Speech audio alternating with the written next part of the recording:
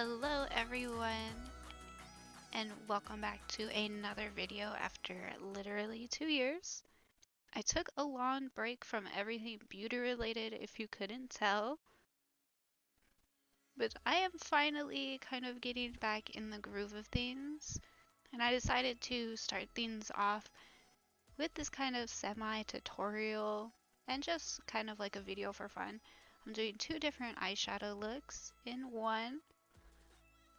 This was intentionally supposed to be a more rainbow kind of look, but I realized I didn't have like a red shade or a yellow. So we just kind of boiled it down to like a warm toned eye look and then just a more colorful one. And excuse the lighting, I still just use the sunlight coming through an open curtain and my iPhone, so it's not the best. But for this warm side eye, I'm using the Gerard Cosmetics Reina del Caribe palette. Sorry if I said that wrong, I'm really bad with foreign languages. But I'm just using the kind of orangey shade and this maroony type red shade. Literally just two eyeshadows, you could totally use this as an everyday look even. And just blending those onto my eye. And then same thing on the lower lash line, I'm just kind of smoking those out down there. I totally didn't realize how harsh of a line I drew at the time. I don't know how I didn't notice that. It's so obvious. It's so noticeable. Special appearance by my daughter, who was doing her makeup at the same time and playing games on the Switch.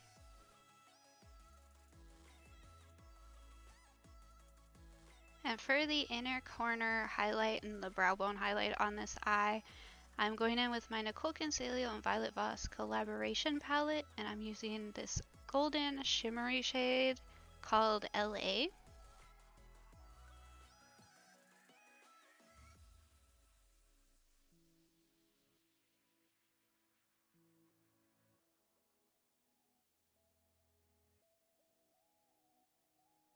So for this other eye, like I said, I'm going to do more of a colorful look since this was supposed to be a rainbow look. But I'm going in with the Laura Lee Los Angeles Party Animal palette for this eye. Using this palette again after like a year, I just remember how awful it was, if I'm being completely honest.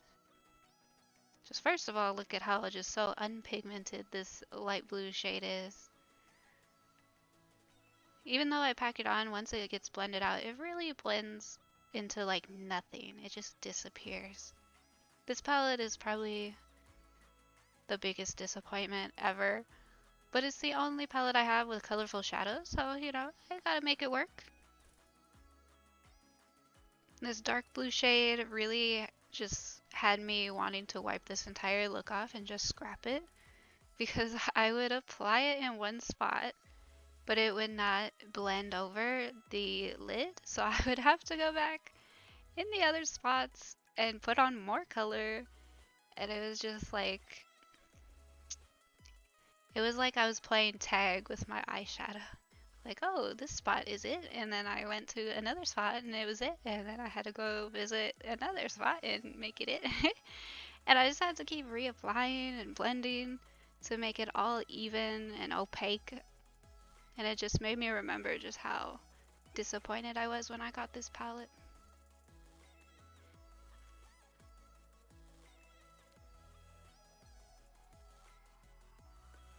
I didn't want to really bust out a small brush for this dark blue shade because I was kind of overusing it. So I just used a purple shade from the same palette for the inner corner since the blue shadow wasn't really sticking there.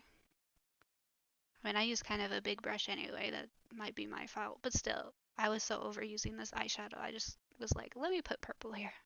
It'll make it more colorful.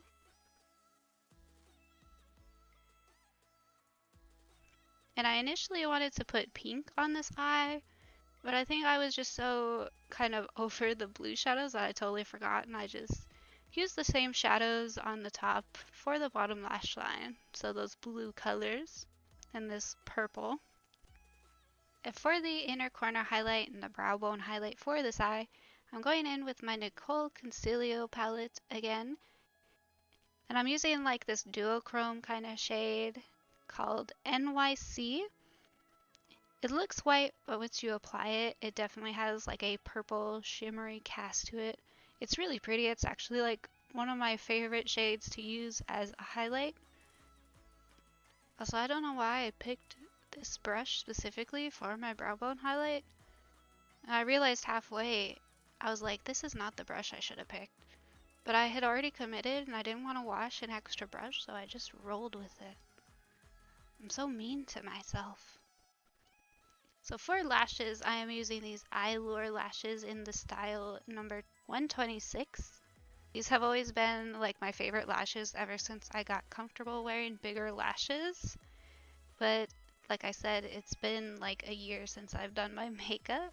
So my lash application is not up to par anymore, which I'm sure you can tell in this video. I don't curl my natural lashes just because they don't hold a curl no matter what I do. So in order to blend them into my false lashes, I just put mascara on after I apply my false lashes and just kind of pinch them together with my natural lashes and just kind of melt them in together. And it worked really well on the left side. But my right side was giving me such a hard time with these lashes. Even though it took the better pictures that day, that's so annoying to me. Because usually my right eye takes the better pictures. But my left eye was taking the better pictures, but it was also the one that had the weird lash. It was so annoying. But my natural lashes did not want to kind of blend into the lash. But I made it work after I filmed the video. I kind of went back in and fixed it. But that is all for today's look. I had a lot of fun doing this kind of 2 eyeshadows in one. It was the first time I ever actually did a look like this, and it made me want to do it like 6 times now because it turned out so pretty and I loved the final result. But thank you for stopping by for my semi-return to social media with beauty stuff. I have been posting more on Instagram. I do have more looks over there that I've done. I just didn't film videos because I was still just kind of getting back into everything. But hopefully more videos will be coming. I had a lot of fun finally getting back into editing and everything. But I hope you enjoyed this semi-tutorial video. Make sure to check out Instagram and Twitter at magicallypanda, of course. Thank you so much for stopping by, and I will see you in the next video for some more fun.